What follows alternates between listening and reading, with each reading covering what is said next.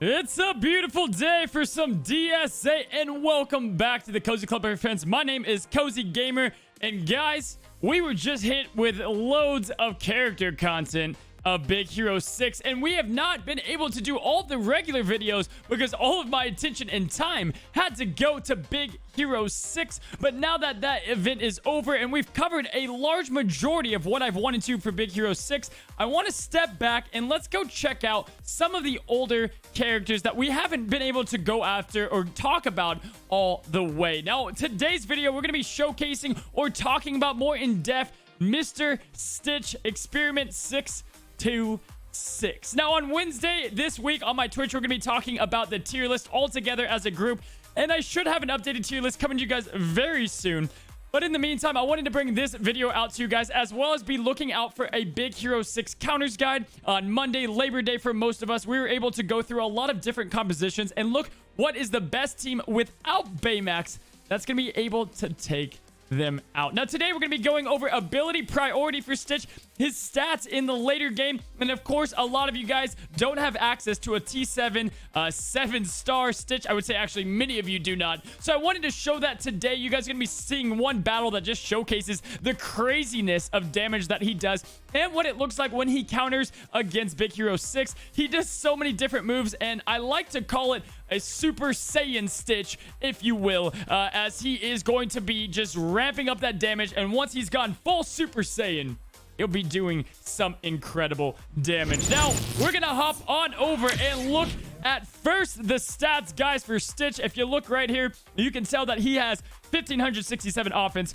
299 defense. His health being okay, but he does have a nice passive that makes up for that. His critical chance at T7 is a staggering 23%. You should be seeing a lot of critical chances coming from him. And then lastly, you have his speed. When looking at stone recommendations, I typically run mine with an attack stone, as you're not going to be needing that the speed stone as much because of how much his passive works against charges. You'll want to get that offense up a bit more, but of course, a speed Stitch does fit into some lineups, and I've been running both. It just depends on what kind of team you're running on, as they both have their benefits, guys. Now, Stitch is one of those characters that get phenomenally better the longer that you get him ramped up. Let's go look at next his ability priority list, and I just want to talk about him as all together. But we can see here his passive is something you want to focus on, but mainly you'll want to get that basic up. Now, those first two abilities are going to be the Alpha Ruin abilities like we've talked about in the Big Hero 6 in-depth guide. But his basic is the next thing you want to get leveled to level 3, followed by that passive, Stop Touching Me, to level 3, then finish out with the Buggy and come back for his basic. Now, I'm going to be putting all of these graphics on the Cozy Club Discord, but I wanted to show you guys this, as the later levels there, the later ability levels, are going to be only for tier 8. So again, focus on that basic, as that's what you want to get ramped up for the most part. Anyway, Cozy Club. So, guys, we're going to be looking at some footage here. I'm going to be having it up in the background, and you guys can tell essentially exactly how good is Stitch. Now, this battle does end in a timeout. I'm going to let you guys know now, but just watch the interactions of the different shadows and how much Stitch you can kind of build up against Big Hero 6.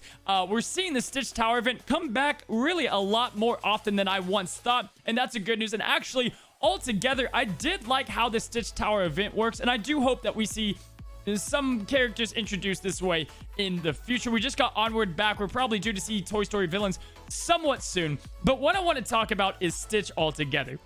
Now, at T7, his damage you're going to be seeing from this video is absolutely phenomenal. The guy can just do some crazy damage on his basic. Now, the only problem I find myself running into with a 7-star T7 Stitch is that sometimes it's kind of hard to decide what abilities you do. So if you're going against opponents with a lot of charges like Hero, Dash, and now the Big Hero 6 squad, you obviously want to build up that auto or basic as quickly as possible. Whereas if you're playing Frozen or some other teams, you can then use his other abilities like Stop Touching Me, start getting up that evade and extra turn meter, and throw a blue punch Buggy to boot.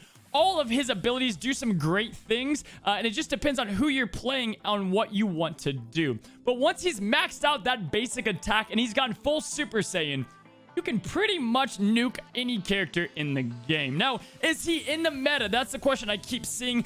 Well, yes and no. When he's going against Big Hero 6, I can confidently tell you guys he is a key contributor to stopping Big Hero 6 and Baymax. Now, I'm going to be releasing a counters guide to Baymax and his squad, or that top meta Super Silence team that we're seeing with Elsa and Bubbles. If you guys want to see some craziness, stop by Wednesday's Twitch. We're going to be talking again about the tier list. I have a special announcement for you guys, and then to boot, it's fantasy football season, so we'll be doing a little Cozy Club fantasy football. But back to Stitch and looking at what you can do. You can absolutely see my favorite interaction that he does in this video is that Baymax, essentially every time you hit Baymax, he's gonna get hit twice by main Stitch, Shadow Stitch, or really any Stitch on the board. Because of how Baymax's passive works, how he gains charges, it's comical to see Baymax just take so much heat from these Stitches, and it's working out very well. Now, altogether, I've been running him with Wasabi. Moana is a great partner with Stitch, and of course, if you have the Oceanic squad, Oceanics altogether are holding up a lot better than we all once thought. Now, again, I'm going to be putting everything here on the Discord, but I wanted to talk about him as a whole and just how he fits in the meta today. My recommendation, yes, go after him. T7 him or T6 him somewhat early, as he's going to be a key contributor to your team, especially your Oceanic teams. But Stitch is definitely finding his place. Now, as far as where are we going to rank him in the tier list, he's definitely a tough one. Right off the bat, I think he's low end S,